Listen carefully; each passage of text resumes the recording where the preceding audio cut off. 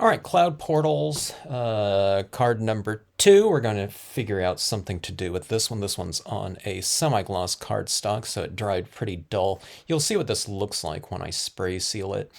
It can really use like a quote stamp up here, something kind of interesting. But what I thought might look kind of interesting is to have these fences flanking right here, and maybe a smaller one right here, kind of expanding our kind of the visual lead in into the piece.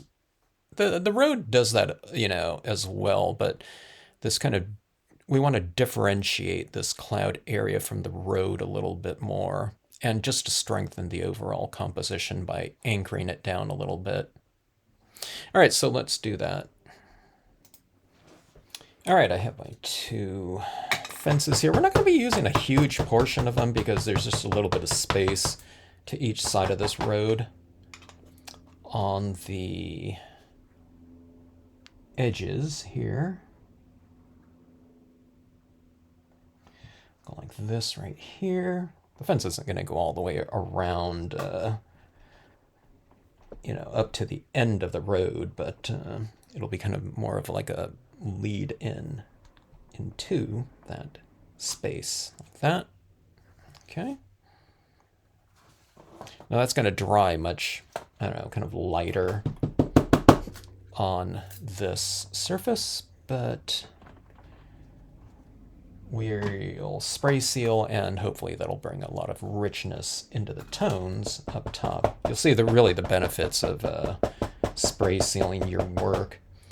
You can use a Krylon UV resistant clear glossy. I've been using the Krylon workable fixative mostly of late. I find that it's a good general type of sealant. Plus, you can also, if you're doing it on papers like this, I can spray seal, and because it's not glossy and thick, I can still go back in and add some additional colored pencil work, that type of thing over the top of it. That's why they call it a workable fixative, is because you can go back and add on top of your sealant, because the sealant will have a little bit of a texture to it still. Okay, let's add in some additional tiny rocks small into here as well.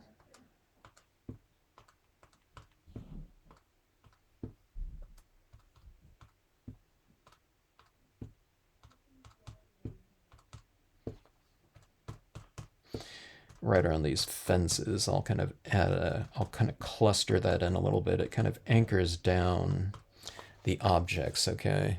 If it's a cabin or tree trunk or anything like that, you kind of make it a little bit denser right in there, and it kind of anchors that fence in there a little bit more, don't you think? And you can see in the lighter areas, I've stamped this out a few times, and I'm putting in a lighter impression of it right in there. Okay, so that is done right there. We'll allow the fence to dry a little bit.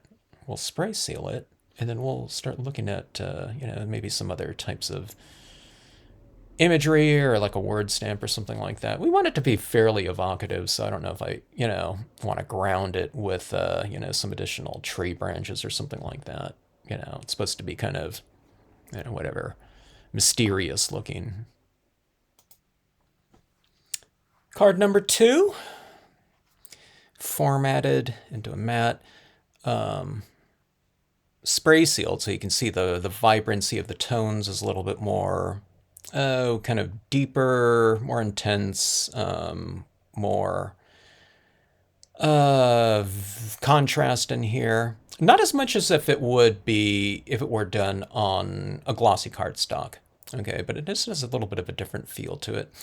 And then I put this quote stamp right here, not quote stamp, but word stamp right there, and matted it off in the same gold cardstock around in there. But I thought it came out pretty cool with the fences and additional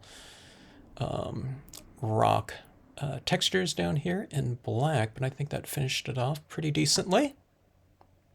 All right, so card number 2 is done. Thanks for watching, and stay tuned for card number 3.